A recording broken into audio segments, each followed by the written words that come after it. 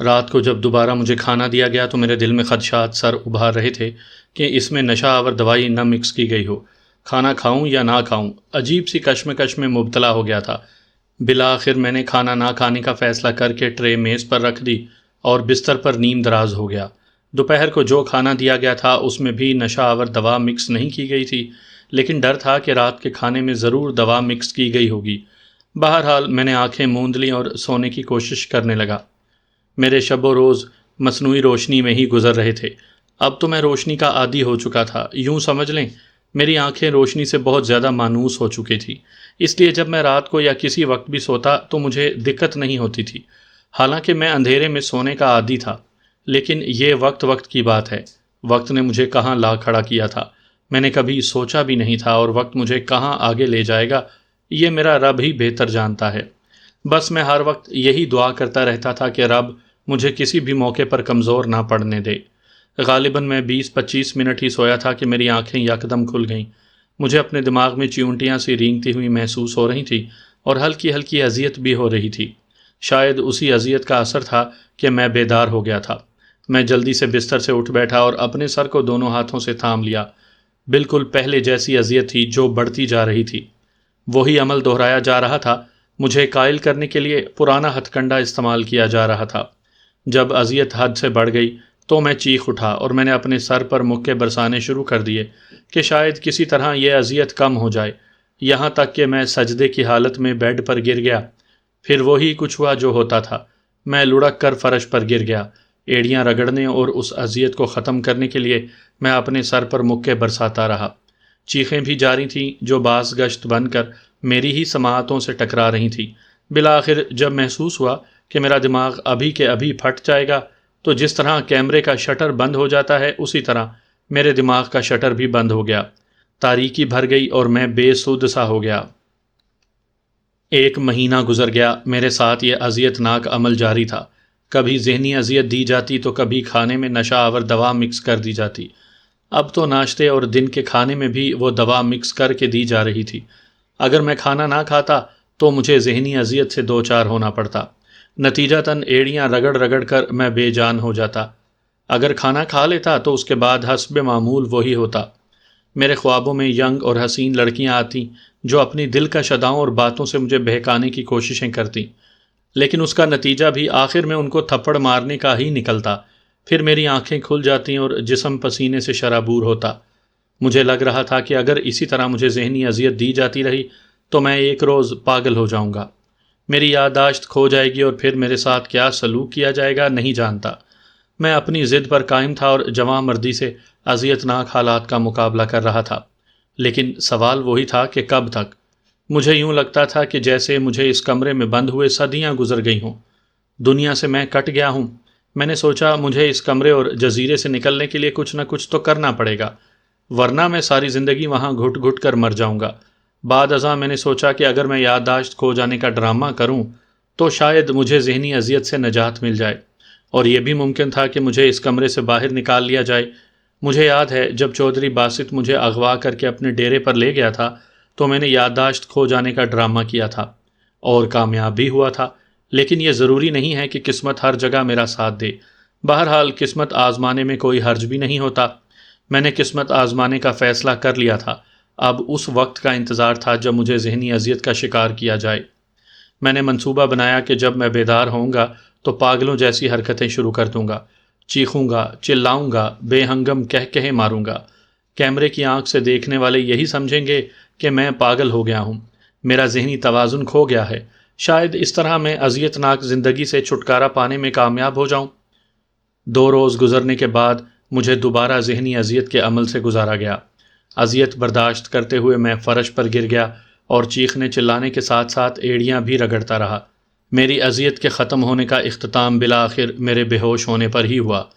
جب میں بیدار ہوا تو میں فرش کے بجائے بیڈ پر موجود تھا۔ دماغی حالت تو ٹھیک تھی لیکن نکاہت طاری تھی، پیٹ میں بھی اینٹھن تھی کیونکہ میں نے رات کو کچھ کھایا نہیں تھا۔ کھانا نہ کھانے کے نتیجے میں ذہنی اذیت سے گزرنا پڑا۔ میں نے غیر ارادی طور پر گردن بائیں طرف موڑی تو اگلے ہی لمحے میں بے اختیار چونک پڑا اور میری آنکھوں میں حیرت در آئی۔ کرسی پر ایک لڑکی براجمان تھی جس کی عمر لگ بھگ 24-25 سال ہوگی۔ اس نے نیلے رنگ کا لباس زیب تن کیا ہوا تھا، صد شکر کہ وہ پورے لباس میں ملبوس تھی۔ اسے دیکھتے ہی مجھے ایسے محسوس ہوا جیسے میں نے اسے پہلے کہیں دیکھا ہو سکتا ہے یہ میرا مغالطہ ہو، اس کی ہم شکل دیکھ لی ہو، لیکن فی الحال یہ سوچنے کا بالکل وقت نہیں تھا۔ وہ لڑکی مجھے ہی دیکھ رہی تھی اور اس کے چہرے پر دل فریب مسکراہٹ تھی، اس کے لب ہلے۔ ہائے ہنی، میں نے سوچا کہ شاید میں خواب دیکھ رہا ہوں، لیکن یہ خواب نہیں، حقیقت تھی۔ میں جواب دینے کے بجائے اسے دیکھتا رہا، سمجھ میں نہیں آ رہا تھا کہ اسے کیا جواب دوں۔ تبھی میرے کانوں میں ڈاکٹر بوب کی آواز پڑی۔ وہ اس لڑکی سے پوچھ رہا تھا، جینیفر کیا تم تیار ہو؟ نہ جانے وہ اس سے کس تیاری کے بارے میں پوچھ رہا تھا۔ جینیفر عالم تذبذب میں سر ہلاتی ہوئی بولی، یس ڈاکٹر بوب، میں تیار ہوں۔ اوکے، ڈاکٹر بوب نے کہا، کیمرہ ریڈی ہے؟ میں نے گردن موڑ کر دیکھا تو اگلے ہی لمحے مجھ پر حیرتوں کے پہاڑ ٹوٹ پڑے۔ میرے دائیں طرف قدرے فاصلے پر سٹینڈ پر ایک کیمرہ موجود تھا۔ کیمرے کے پیچھے ایک نوجوان اور ڈاکٹر بوب موجود تھے۔ ان سے پیچھے وہی دو افراد موجود تھے جو ہر بار ڈاکٹر بوب کے ساتھ آتے تھے۔ ساری صورتحال واضح ہونے میں 1 سیکنڈ کی بھی دیر نہ لگی۔ میں معاملے کی تہہ تک پہنچ گیا۔ اب وقت آ گیا تھا کہ خود کو پاگل پن کا شکار کر لوں۔ میں نے گردن موڑ کر جینیفر کی طرف دیکھا تو کرسی سے اٹھ کر بیڈ پر بیٹھ چکی تھی۔ قبل اس کے کہ وہ کوئی نازیبا حرکت کرتی، میں نے ایک زوردار چیخ ماری اور اپنے سر کو دونوں ہاتھوں سے تھام لیا۔ آہ، میں نے چلاتے ہوئے کہا، ساتھ ہی میں نے اپنا سر بھی دائیں بائیں مارنا شروع کر دیا۔ مجھے چیختے دیکھ کر جینیفر تیزی سے چند قدم پیچھے ہٹ گئی۔ اس کے کیا تاثرات تھے میں نے نہیں دیکھا تھا، لیکن میں اس کے پیچھے ہٹنے کے انداز سے سمجھ گیا تھا کہ وہ میری حالت دیکھ کر پریشان ضرور ہو گئی ہے۔ میں نے خود کو بستر پر گرا لیا اور ایسے تڑپنے لگا جیسے بکرا ذبح ہوتے وقت تڑپتا ہے۔ ڈاکٹر، اسے کیا ہو رہا ہے؟ جینیفر کی سرسراتی آواز میری سماعت سے ٹکرائی۔ قبل اس کے کہ وہ میری طرف بڑھتا، میں نے اٹھ کر زور زور سے کہے لگانے شروع کر دیے۔ میرا انداز ایسا تھا جیسے میں سچ میں پاگل ہو گیا ہوں، میرا دماغی توازن کھو گیا ہو۔ او ہو، کہیں یہ پاگل تو نہیں ہو گیا؟ جینیفر کی آواز دوبارہ میری سماعت سے ٹکرائی۔ شاید، ڈاکٹر عالم تذبذب میں بولا، میں اسے چیک کرتا ہوں۔ میں نہیں چاہتا تھا کہ وہ مجھے چیک کرے اور میرے پاگل پن کا راز فاش ہو، اس لیے میں نے اسے روکنے کی غرض سے چیخ کر کہا، رک جاؤ، ورنہ۔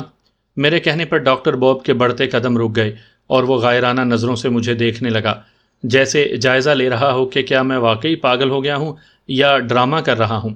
اس نے ہونٹ بھینچتے ہوئے استفسار کیا، ورنہ کیا؟ میں نے ایک کہکہا لگایا اور اپنے ہاتھ کو فضا میں بلند کرتے ہوئے کہا، ورنہ میں تمہیں کھا جاؤں گا، ہا ہا ہا۔ کہتے ساتھ ہی میں نے بے ہنگم سا کہکہا لگایا۔ ڈاکٹر، یہ واقعی پاگل ہو گیا ہے، کیمرہ مین نے ڈاکٹر بوب سے کہا۔ یہ بھی تو ہو سکتا ہے کہ یہ پاگل پن کا ڈرامہ کر رہا ہو۔ ڈاکٹر بوب کو شاید میرے پاگل پن کا ڈرامہ لگ رہا تھا، اس لیے اس نے اپنا خیال ظاہر کیا۔ ڈرامہ؟ کیمرہ مین بھی چونکا۔ ہاں ڈرامہ، ڈاکٹر بوب نے جواباً کہا۔ یہ بہت مضبوط اعصاب کا مالک ہے، جتنا ٹارچر میں نے اسے کیا ہے شاید ہی کسی اور کو کیا ہو۔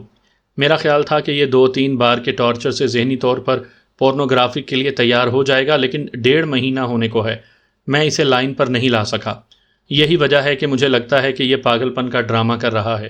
اس دوران میں کہے لگانے کے بجائے معصومانہ انداز میں چھت کو گھورتا رہا، ساتھ ہی میں انگلی سے گنتی بھی کرتا رہا جیسے میں آسمان کے تارے گن رہا ہوں۔ حالانکہ چھت پر چند بلب لگے تھے۔ جینیفر بھی متذبذب سی کھڑی تھی۔ کیمرہ مین نے ڈاکٹر بوب سے استفسار کیا، پھر اب تم کیا کرو گے؟ اس کا دماغ مشین سے چیک کرنا پڑے گا کہ آیا یہ واقعی پاگل ہو گیا ہے یا ڈرامہ کر رہا ہے۔ ڈاکٹر بوب کی فیصلہ کن بات مجھے سنائی دی۔ اگر یہ پاگل ہو گیا ہو تو؟ شاید کیمرہ مین کے اندر تجسس کا زیادہ مادہ بھرا ہوا تھا، وہ ڈاکٹر بوب سے سوال پر سوال کر رہا تھا۔ تو ڈاکٹر بوب نے تو کو لمبا کھینچا اور سانس بھر کر بولا، تو اسے مار کر اس کی لاش سمندر میں پھینک دی جائے گی، جیسا کہ ہم پہلے بھی کرتے رہے ہیں۔ کچھ دیر کے بعد وہ سب وہاں سے چلے گئے، لیکن جاتے وقت ڈاکٹر بوب مجھے سکون آور انجیکشن لگانا نہیں بھولا تھا۔ ان کے جاتے ہی چند منٹ کے بعد میں بھی عالم مدہوشی میں ڈوب گیا۔ صد شکر کہ میرا ڈرامہ کامیاب رہا تھا اور ڈاکٹر بوب تذبذب کا شکار ہو گیا تھا۔ اب جب تک مجھے مشین سے چیک کیا جاتا، میں نے پاگل پن کا مظاہرہ کرنا تھا، ساتھ ہی مجھے مشین کو بھی شکست دینی تھی تاکہ ڈاکٹر بوب واقعی یہی سمجھ لے کہ میرا دماغی توازن کھو گیا ہے۔ لیکن اس کی آخری بات بھی میرے پیش نظر تھی کہ اگر میں پاگل ہو گیا ہوں تو مجھے مار کر میری لاش سمندر میں پھینک دی جائے گی۔ انجیکشن کا اثر ختم ہوا تو میں بیدار ہو گیا۔ میں کمرے میں اکیلا تھا، چونکہ مجھے کیمروں کی آنکھوں سے دیکھا جا رہا تھا، اس لیے میں نے اداکاری جاری رکھی۔ میں کسی طرح بھی ڈاکٹر بوب کو شک میں مبتلا نہیں کرنا چاہتا تھا۔ میں اٹھ کر بیٹھا اور بھول پن سے ادھر ادھر دیکھنے لگا، جیسے میں خود کو اس کمرے میں پا کر حیران ہو رہا ہوں۔ اگلے ہی لمحے میں نے بے ہنگم انداز میں کہا لگایا اور ساتھ ہی تالیاں بجانے لگا۔ پاگل پن کی اداکاری کرنا خاصا مشکل کام تھا، لیکن مجھے ایسا کرنا تھا۔ میں ان اداکاروں کو بھی داد دینے پر مجبور ہو گیا جو ڈراموں میں پاگل پن کی اداکاری کرتے رہے ہیں۔ انہیں دیکھ کر یہی گمان ہوتا تھا کہ وہ واقعی پاگل ہو گئے ہیں۔ وہ حقیقت کے قریب تر اداکاری کرتے ہیں۔ ساتھ ہی میرے ذہن کے کسی گوشے میں جینیفر کا نام اور چہرہ بھی ابھرا۔ میں نے جینیفر کو کہیں دیکھا تھا لیکن یاد نہیں آ رہا تھا۔ پھر پہلے والی بات میرے دماغ میں ابھری کہ شاید میں نے جینیفر کی ہم شکل دیکھی ہوگی، اور گمان یہی ہو رہا تھا کہ جینیفر کو کہیں دیکھا ہے۔ سوچتے سوچتے اچانک دماغ میں کچھ کلک ہوا۔ جینیفر کی شکل جولیا پیٹرک سے ملتی ہے، وہی جولیا پیٹرک جس نے مجھے بلیک پوائنٹ جزیرے کے بارے میں بتایا تھا۔ اوہو، کہیں جینیفر جولیا پیٹرک کی بڑی بہن تو نہیں؟ اس نے بھی تو یہی بتایا تھا کہ اس کی بہن کو ہیری ٹام نے اغوا کیا تھا۔ شاید وہی جینیفر ہے۔ میرے دل و دماغ ایک دوسرے سے ہم کلام تھے۔ اگر وہ اکیلی یہاں موجود ہوتی تو میں اس سے تصدیق کر لیتا۔ یہ بھی ممکن تھا کہ وہ روزینہ کے بارے میں بھی جانتی ہو۔ امید کی ایک نئی کرن میرے وجود میں پھوٹی تھی۔ اب یہ بھی معلوم نہیں تھا کہ جینیفر سے دوبارہ سامنا ہوتا ہے یا نہیں۔ کچھ ہی دیر کے بعد مجھے ڈاکٹر بوب کے ساتھی کمرے سے نکال کر ایک اور کمرے میں لے گئے۔ لے جانے سے پہلے انہوں نے میرے ہاتھ نہیں باندھے تھے۔ اس کمرے میں عجیب ساخت کی چند مشینیں پڑی تھیں۔ مشینوں کے آگے کرسیاں رکھی گئی تھیں۔ مجھے ایک مشین کے سامنے کرسی پر بٹھا دیا گیا۔ ڈاکٹر بوب پہلے سے ہی وہاں موجود تھا، اور اس کے چہرے پر موجود تاثرات سے میں نے اندازہ لگایا کہ وہ میری وجہ سے شش و پنج میں مبتلا ہے۔ ایک آدمی نے میرے سر پر کنٹوپ چڑھا دیا اور ڈاکٹر بوب مشین کو آپریٹ کرنے لگا۔ یہ جدید ترین مشین تھی جو میری سمجھ سے باہر تھی۔ شاید ڈاکٹر بوب اس مشین کے ذریعے میرا دماغی توازن معلوم کرنا چاہتا تھا۔ مشین کی اسکرین پر آڑی ترچھی لکیریں ابھری ہوئی تھیں اور آہستہ آہستہ حرکت کر رہی تھیں۔ اگلے ہی لمحے مشین پر ایک دماغ ابھر آیا اور ڈاکٹر بوب غور سے میرے دماغ کو دیکھنے لگا۔ میں نے اپنے دماغ کو ہر طرح کے خیال سے دور رکھا کہ مبادا ڈاکٹر بوب میری سوچ ہی نہ پڑھ لے۔ سائنس نے بہت ترقی کر لی ہے، انسان کے دماغ سے ایسی ایسی باتیں معلوم کر لی جاتی ہیں جن کے بارے میں کبھی سوچا بھی نہ ہوتا۔ جو کنٹوپ میرے سر پر رکھا گیا تھا، ہو سکتا ہے اس کے ذریعے میرے دماغ میں ابھرنے والی سوچیں ڈاکٹر بوب پڑھ رہا ہو۔ بہرکیف ڈاکٹر بوب کافی دیر تک مشین پر میرے دماغ کا معائنہ کرتا رہا۔ میں نے کنکھیوں سے اسے دیکھا تھا۔ اس کا چہرہ سپاٹ تھا، شاید وہ بے حد الجھن اور مخمسے کا شکار تھا۔ نہ جانے مشین اسے میری دماغی کیفیت کے بارے میں کیا بتا رہی تھی، جس کی وجہ سے اس کے چہرے کے اتار چڑھاؤ جاری تھے۔ 5 منٹ کے بعد اس نے طویل سانس لیتے ہوئے ایک بٹن پریس کر کے مشین آف کر دی اور میرے عقب میں کھڑے آدمیوں میں سے ایک سے مخاطب ہوا، اس کے سر سے کنٹوپ اتار دو۔ میرے سر سے کنٹوپ اتار دیا گیا تو مجھے ایسا محسوس ہوا جیسے میرا دماغ جکڑ بند سے آزاد ہو گیا ہو۔ میں نے خالی الذہنی نظروں سے ڈاکٹر بوب کی طرف دیکھا۔ وہ بھی بڑے غور سے میری طرف دیکھ رہا تھا۔ ڈاکٹر صاحب، کیا اس کا ذہنی توازن بگڑ گیا ہے؟ ایک آدمی نے ڈاکٹر بوب سے دریافت کیا۔ ہاں، ڈاکٹر بوب نے اس بات میں سر ہلاتے ہوئے کہا، زیادہ نہیں لیکن 40% اس کی دماغی حالت خراب ہو گئی ہے۔ اس کی دماغی کیفیت بتا رہی ہے کہ یہ کچھ دیر نارمل رہے گا، پھر اس کی دماغی حالت بگڑ جائے گی۔ یہ عمل مسلسل جاری رہے گا۔ پھر اس کا کیا کریں گے؟ دوسرے نے حیرت بھرے لہجے میں پوچھا۔ میں اس کا علاج کروں گا۔ کیا یہ علاج سے ٹھیک ہو جائے گا؟ بالکل، ڈاکٹر بوب تیقن سے بولا۔ میں اس کا ایسا علاج کروں گا کہ یہ نہ صرف ٹھیک ہو جائے گا بلکہ یہ میرے تابع بھی ہو جائے گا۔ میں اسے جو حکم دوں گا یہ بلا چوں چراں کرے گا۔ کہتے ساتھ ہی اس کے چہرے پر تلخ مسکراہٹ ابھر آئی اور میں دل ہی دل میں اس کی باتوں پر ہنس رہا تھا۔ شاید اس کے دماغ میں مجھے لے کر بہت سارے منصوبے تھے۔ مجھے خوشی بھی تھی کہ میرا ڈرامہ کافی حد تک کامیاب رہا تھا اور مشین بھی دھوکہ کھا گئی تھی کہ 40% تک میرا دماغی توازن بگڑ چکا ہے۔ کیا اس کا علاج آج سے شروع کریں گے؟ پہلے آدمی نے ڈاکٹر بوب سے دریافت کیا۔ نہیں، کل سے، ڈاکٹر بوب نے پرسوچ لہجے میں کہا۔ فی الحال اسے جینیفر کے کمرے میں پہنچا دو اور اسے میرا پیغام دے دو کہ وہ اس کی بھرپور دلجوئی کرے اور اس کا ہر طرح سے خیال رکھے۔ لفظ ہر طرح اس نے معنی خیز انداز میں کہا تھا اور میں بھی سمجھتا تھا کہ اس نے کس پیرائے میں یہ بات کی ہے۔ دونوں مجھے بازوؤں سے پکڑ کر مختلف راہداریوں سے گزارتے ایک کمرے میں لے آئے جہاں جینیفر موجود تھی۔ وہ کافی بڑی اور روشن عمارت تھی۔ جگہ جگہ کیمرے اور سائنسی آلات لگے ہوئے تھے۔ مجھے راہداریوں میں جتنے بھی کمرے دکھائی دیے تھے ان سب کے دروازے بند تھے، البتہ مسلح افراد دندناتے پھر رہے تھے۔ شاید وہ چیکنگ اور نگرانی کر رہے تھے۔ دونوں مجھے جینیفر کے پاس چھوڑ کر اور ڈاکٹر باب کا پیغام دے کر چلے گئے۔ جینیفر نے میرا بازو پکڑ کر مجھے بیڈ پر بٹھایا اور ایک گلاس پانی بھر کر مجھے دیا۔ مجھے اس وقت پیاس بھی لگی ہوئی تھی، لیکن میں گلاس پکڑے چہرے پر بھول پن کا مصنوعی خول چڑھائے گلاس کو ہی تکتا رہا۔ دماغی توازن بگڑنے کی ایکٹنگ کرنے کے دو فائدے ہیں۔ ایک تو یہ کہ میں ذہنی اذیت سے بچ گیا تھا، دوسرا فائدہ میں گناہ کی دلدل میں اترنے سے بچ گیا تھا۔ جینیفر نے میری کیفیت دیکھی تو نرم لہجے میں بولی، شاباش، پانی پیو۔ لیکن میں نے پانی نہ پیا، صرف پانی کو گھورتا رہا۔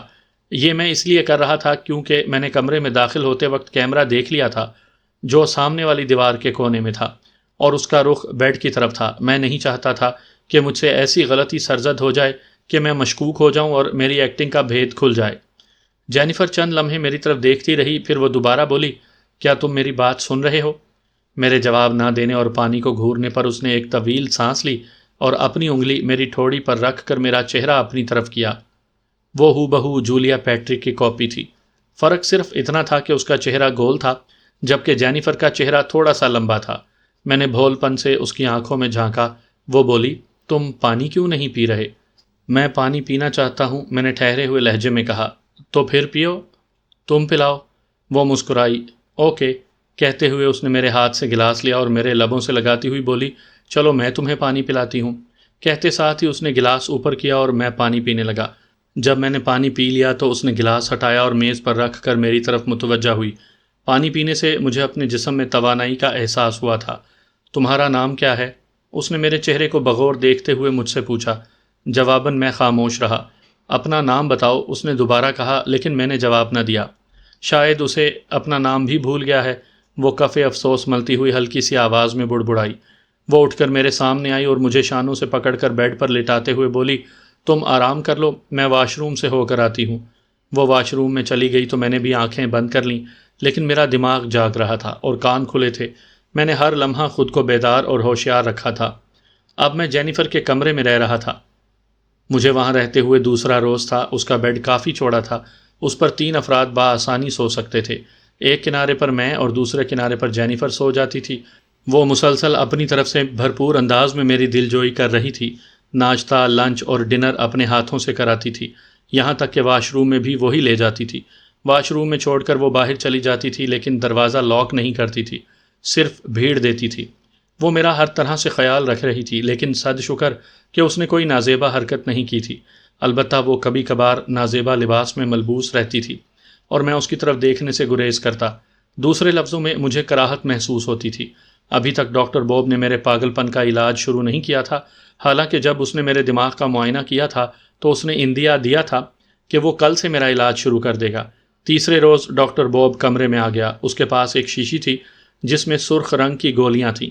اس نے وہ شیشی جینیفر کو دیتے ہوئے کہا، جینیفر، ہر کھانے کے بعد اسے ایک گولی پانی کے ساتھ کھلاتی رہنا۔ تو کیا ان گولیوں سے اس کی دماغی حالت ٹھیک ہو جائے گی؟ جینیفر نے پوچھا۔ ہاں بالکل، ڈاکٹر بوب نے تیقن سے کہا، لیکن تمہاری طرف سے کسی قسم کی غفلت معاف نہیں کی جائے گی۔ اس کا لہجہ آخر میں بے حد سرد تھا۔ میں غفلت نہیں کروں گی ڈاکٹر، جینیفر نے سہمے ہوئے لہجے میں کہا اور اس سے شیشی لے لی۔ ہر صورت اس کا پاگل پن دور کرنا ہے۔ مجھے امید ہے کہ چند روز میں اس کی دماغی حالت بالکل ٹھیک ہو جائے گی۔ وہ گہری نظروں سے مجھے دیکھتے ہوئے کہہ رہا تھا۔ نہ جانے وہ کس قسم کی گولیاں تھیں۔ جینیفر ناشتے، لنچ اور ڈنر کے بعد باقاعدگی سے مجھے ایک ایک گولی دے دیتی تھی، اور میں اس کے سامنے تو یہی مظاہرہ کرتا تھا کہ میں گولی کھا رہا ہوں، لیکن میں گولی نگلنے کے بجائے دانتوں کے پیچھے رکھ لیتا اور موقع ملتے ہی اسے نکال کر اپنی پتلون کی جیب میں چھپا لیتا۔ جب میں واش روم جاتا تو وہی گولی فلش میں بہا دیتا تھا۔ میرے دل میں کئی بار یہ خیال آیا کہ میں اس سے بات کروں، اسے بتاؤں کہ اس کی بہن جولیا پیٹرک اس کی تلاش میں تھی۔ اسی نے مجھے بلیک پوائنٹ جزیرے کے بارے میں بتایا تھا۔ وہ میرے ساتھ یہاں آنا چاہتی تھی، لیکن قسمت نے اس کا ساتھ نہیں دیا اور وہ ہیری ٹام کے ہاتھوں ماری گئی۔ لیکن خدشہ وہی تھا کہ اگر ہماری باتیں سن لی گئیں تو بہت بڑا مسئلہ پیدا ہو سکتا ہے۔ میرا بھید کھل سکتا تھا اور یہ بھی ممکن تھا کہ ڈاکٹر بوب مجھے دوبارہ ذہنی اذیت سے دوچار کر دیتا۔ میرے اور جینیفر کے درمیان کافی فاصلہ تھا۔ شاید ڈاکٹر بوب کو یہ فاصلہ پسند نہیں آیا تھا۔ اس روز ہم ناشتے سے فارغ ہی ہوئے تھے کہ وہ ہمارے کمرے میں آ دھمکا۔ آتے ہی وہ تلخ لہجے میں بولا، جینیفر، میں نے تم سے کہا ہے کہ اس کی دل جوئی کرو اور اسے اپنی طرف مائل کرو، لیکن تم تو کچھ بھی نہیں کر رہی۔ میں کوشش تو کر رہی ہوں۔ جینیفر شاید اس سے ڈرتی تھی، اس لیے اس نے سہمی ہوئی آواز میں جواب دیا۔ ڈاکٹر بوب کو اس کا یہ جواب پسند نہیں آیا تھا۔ وہ اسی لہجے میں بولا، کیا خاک کوشش کر رہی ہو؟ ایسے کوشش کرتے ہیں؟ اسے اپنی طرف مائل کرو۔ اوکے ڈاکٹر، جینیفر نے کہا، لیکن تم نے دیکھا ہوگا کہ یہ میری طرف دیکھتا بھی نہیں۔ ہاں دیکھا ہے میں نے۔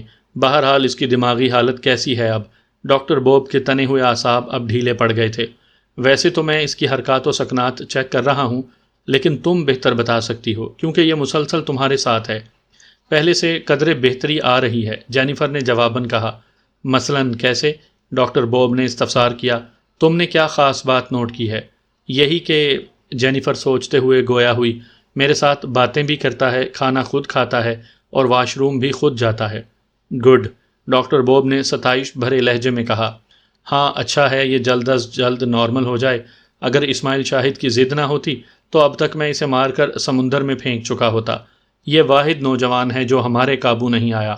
اسے ہر حالت میں قابو میں لانا ہے اور یہ کام تم نے کرنا ہے۔ تمہاری اس سے ذہنی ہم آہنگی ہوگی تو کام بنے گا۔ میں چلتا ہوں۔ ڈاکٹر بوب کے جانے کے بعد جینیفر نے ایسے سانس لیا جیسے اس کے سر سے بہت بڑی بلا ٹل گئی ہو۔ ساتھ ہی وہ نخوت سے دھیمے لہجے میں بڑبڑائی، باسٹرڈ۔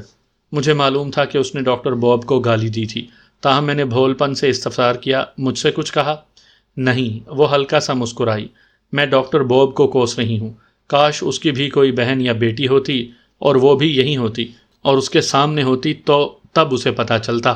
مجھے تو اپنی بہن کی بھی بہت یاد آ رہی ہے۔ نہ جانے وہ کہاں اور کس حال میں ہوگی۔ وہ اپنے دل کا غبار نکال رہی تھی، ساتھ ہی وہ اپنی بہن کے بارے میں بھی پریشان تھی۔ مجھے اس کے ساتھ رہتے ہوئے جتنے بھی دن ہوئے تھے، اس نے ایک لمحے کے لیے بھی مجھ سے نازیبا حرکت نہیں کی تھی۔ البتہ وہ مجھ سے باتیں کرتی تھی اور میں خاموشی سے اس کی باتیں سنتا رہتا، کبھی کبھی جواب بھی دے دیتا تھا۔ اس کی باتوں سے میں نے اندازہ لگا لیا کہ اسے بھی سخت نفرت ہے اس کام سے۔ وہ اس دلدل سے نکلنا چاہتی ہے لیکن مجبور ہے۔ شاید اسے فرار کی کوئی راہ دکھائی نہ دی۔ میرے دل میں خیال آیا کہ اگر میں جینیفر پر ورک کروں، اسے یہاں سے نکلنے کے لیے اکساؤں، تو شاید میرے لیے یہاں سے نکلنے کی کوئی سبیل پیدا ہو جائے۔ مجھے ڈاکٹر بوب کی بھی بات یاد تھی۔ اس کی باتوں سے میں نے اندازہ لگایا کہ اسماعیل شاہی چاہتا ہے کہ میری ویڈیو بنے اور میری جگ ہنسائی ہو۔ گھٹیا انسان، اس کی موت میرے ہاتھوں ہی ہوگی۔ میں نے دل ہی دل میں اسماعیل شاہد کو کوستے ہوئے عہد کیا۔ کن سوچوں میں گم ہو؟ دفعتاً جینیفر کی آواز میری سماعت سے ٹکرائی تو میں سوچوں کے حصار سے باہر نکل آیا۔ کچھ نہیں، میں ہکلایا، پھر میں نے اس کی تعریف کی۔ تم بہت اچھی ہو۔ تھینکس۔ اسے اپنی تعریف اچھی لگی تھی۔ تم بھی بہت اچھے انسان ہو، تم مجھے پسند آئے ہو۔ ویسے تمہارا نام کیا ہے؟ سوری، اتنے دنوں سے میں تمہارا نام بھی نہ پوچھ سکی۔ ڈاکٹر بوب نے بھی نہیں بتایا۔ میرا نام مورس ہے، میں نے دھیمے لہجے میں کہا۔ مورس، جینیفر ایک بات پوچھ سکتا ہوں؟ ہاں پوچھو، جینیفر نے جواباً کہا۔ ویسے تمہیں باتیں کرتا دیکھ کر مجھے بے حد خوشی ہو رہی ہے۔ تم نے میری بات سن کر چونکنا نہیں، خود کو نارمل رکھنا ہے۔ میں نے اس کی خوشی صرف نظر کی۔ یقیناً تم کوئی خاص بات کرنا چاہتے ہو، جینیفر نے کہا۔ نہ جانے اس نے کیا اندازہ لگایا تھا۔ ہاں ایسا ہی سمجھ لو۔ اچھا پھر بولو، تمہارے خیال میں کیا ہماری گفتگو سنی جا رہی ہے؟ میں نے بیڈ کی چادر کو گھورتے ہوئے اس کی رائے پوچھی۔ اس نے چند لمحے کچھ سوچا، پھر یقین بھرے لہجے میں بولی، شاید نہیں۔ کیا تمہیں یقین ہے؟ یقین سے تو نہیں کہہ سکتی کیونکہ یہاں سائنسی نظام قائم ہے، وہ بولی، لیکن تمہارے پراسرار لہجے نے مجھے پریشان کر دیا ہے۔ تمہاری تو دماغی حالت۔ میں ٹھیک ہوں، میں نے ایک بار پھر بستر کی چادر کو گھورتے ہوئے کہا۔ میں پاگل پن کی ایکٹنگ کر رہا تھا۔ کیا واقعی؟ اگر میں نے اسے خبردار نہ کیا ہوتا تو وہ یقیناً حیرت کی شدت سے چلا ہی اٹھتی۔ اسی لیے وہ نارمل لہجے میں مستفسر ہوئی، تاہم اس کے لہجے میں حیرت کا ہلکا سا عنصر ضرور موجود تھا۔ پلیز خود کو نارمل رکھو، میں نے استدعا کی، کیونکہ چہرے کے تاثرات بھی نوٹ کیے جا رہے ہوں گے۔ اوکے، اس نے خود کو نارمل کیا۔ میں سمجھ گئی ہوں تم نے ایسا کیوں کیا۔ کاش میرے دماغ میں بھی یہ بات آئی ہوتی تو میں بھی پاگل پن کی ایکٹنگ کر کے خود کو محفوظ رکھ پاتی، میری عزت محفوظ رہتی۔ اس کے لہجے میں حسرت و یاس کی ملی جلی کیفیت شامل تھی۔ کیا تمہاری بہن کا نام جولیا پیٹرک ہے؟ میں نے دھیمے لہجے میں کہا اور پانی کی طرف اشارہ کیا۔ اس نے نا سمجھی میں میری طرف دیکھا۔ کیا چاہیے؟ پانی پینا ہے، میں نے بھول پن مگر قدرے اونچی آواز میں کہا، تاکہ دیکھنے والے ہماری کسی حرکت سے چونک نہ پڑیں۔ اوکے، دیتی ہوں، جینیفر نے اس بات میں سر ہلاتے ہوئے کہا۔ پھر وہ اٹھی اور گلاس میں پانی ڈال کر گلاس مجھے پکڑا دیا۔ میں جانتا تھا جولیا پیٹرک کا نام سن کر وہ یقیناً چونک پڑی ہوگی، کیونکہ میں نے اس کے چہرے پر تاثرات بدلتے دیکھے تھے۔ وہ خاموشی سے مجھے دیکھتی رہی اور میں نے آرام آرام سے پانی پیا اور گلاس اسے واپس کر دیا۔ پانی پینا میری پلاننگ کا حصہ تھا جو اس وقت میرے دماغ میں چل رہی تھی، لیکن میں کیمرے کی آنکھ سے دیکھنے والوں کو کسی قسم کے شبے میں مبتلا نہیں ہونے دینا چاہتا تھا۔ ہاں، میری بہن کا نام جولیا پیٹرک ہے۔ وہ مجھ سے 2 سال چھوٹی ہے۔ گلاس واپس میز پر رکھنے کے بعد وہ دوبارہ میرے مد مقابل آ بیٹھی۔ کیا تم مجھ سے ملے ہو؟ ہاں، میں نے سرسری انداز میں کہا۔ بعد میں بتاؤں گا، مجھے خدشہ ہے کہ ہماری باتیں سنی نہ جا رہی ہوں، اس لیے ابھی اس ٹاپک کو کلوز کر دیتے ہیں۔ اس نے اصرار نہ کیا اور خاموش ہو گئی۔ لمحہ بھر کے بعد وہ اٹھی اور واش روم میں چلی گئی، جبکہ میں نے بیڈ گراؤنڈ سے ٹیک لگا لی۔ جینیفر کی چمکتی آنکھوں سے میں نے اندازہ لگا لیا تھا کہ وہ اپنی بہن کا سن کر اندر ہی اندر بے حد خوش ہے۔ مجھے اس کے ساتھ مل کر آئندہ کا لایا عمل طے کرنا تھا، لیکن احتیاط ضروری تھی۔ میری ذرا سی حرکت سے ڈاکٹر بوب شک میں مبتلا ہو سکتا تھا، جو کہ میں نہیں چاہتا تھا۔ وقت گزرتا رہا، یہاں تک کہ دوپہر ہو گئی اور ہمارے لیے لنچ پہنچا دیا گیا۔ جینیفر ہی مجھے اپنے ہاتھوں سے ناشتہ، لنچ اور ڈنر کرواتی رہی۔ ناشتے اور کھانے کے بعد جب وہ مجھے گولی دیتی تو میں اسے نگلنے کے بجائے دانتوں کے پیچھے چھپا لیتا اور پانی پی جاتا۔ پھر میں واش روم جا کر گولی منہ سے نکال کر فلش میں بہا دیتا۔ اس وقت بھی لنچ جینیفر نے اپنے ہاتھوں سے کروایا تھا۔ دوران لنچ اس نے مجھ سے دھیمی آواز میں بات کرنے کی کوشش کی، لیکن میں نے اسے فی الوقت خاموش رہنے کو کہا۔ وہ جولیا پیٹرک کے بارے میں جاننے کے لیے مضطرب تھی۔ لنچ سے فراغت کے 10 منٹ بعد ہی ڈاکٹر بوب نے جینیفر کو بلا لیا اور وہ خاموشی سے چلی گئی۔ اس کے جانے کے بعد مجھے دھڑکا لگا اور دماغ میں مختلف سوالات سر اٹھانے لگے کہ ڈاکٹر بوب نے جینیفر کو کیوں بلایا ہوگا؟ وہ اس سے کیا بات کرنا چاہتا ہوگا؟ یہ فکر بھی لاحق ہوئی کہ کہیں اس نے ہماری باتیں سن تو نہیں لیں۔ تاہم یہ سوچتے ہوئے میں نے خود کو نارمل رکھا، جو بھی ہوگا دیکھا جائے گا۔ 20-25 منٹ کے بعد ہی جینیفر واپس آ گئی۔ اس کا چہرہ اسپاٹ تھا۔ میں اس سے بات کرنا چاہتا تھا، لیکن اس نے ہلکی آواز میں کہا، خاموش رہو۔ میں بے تاثر رہا۔ اس کے کہنے کے انداز سے میں نے یہی نتیجہ اخذ کیا کہ میرا خدشہ درست ثابت ہوا تھا۔ یقیناً ہماری گفتگو سنی گئی تھی اور ڈاکٹر بوب نے جینیفر کو اس لیے اپنے پاس طلب کیا تھا۔ جیسا کہ بعد میں معلوم ہوا، ہماری ہر ایکٹیویٹی دیکھنے کے ساتھ ساتھ گفتگو بھی سنی گئی تھی، لیکن ہم نے دھیمے لہجوں میں بات کی تھی، اس لیے وہ ہماری کوئی بات سن نہیں سکے تھے۔ تاہم ہم بے حد محتاط ہو گئے۔ جینیفر کسی مصلحت کے تحت خاموش تھی اور اس نے مجھ سے کوئی بات نہیں کی۔ میں بھی خاموش تھا، لیکن پاگل پن کی ایکٹنگ جاری تھی۔ بیٹھے بیٹھے میں پاگلوں کی طرح ہنسنا شروع کر دیتا، بیڈ پر بیٹھے بیٹھے ٹانگیں چلانا شروع کر دیتا، اور جینیفر وہ میرے کندھے پر ہاتھ رکھ کر مجھے نارمل کرنے کی کوشش کرتی۔ ایک روز میں پاگلوں کی طرح حرکتیں کر رہا تھا کہ اسی دوران مجھے واش روم جانے کی حاجت ہوئی، تو میں نے جینیفر سے کہا، میں واش روم جانا چاہتا ہوں۔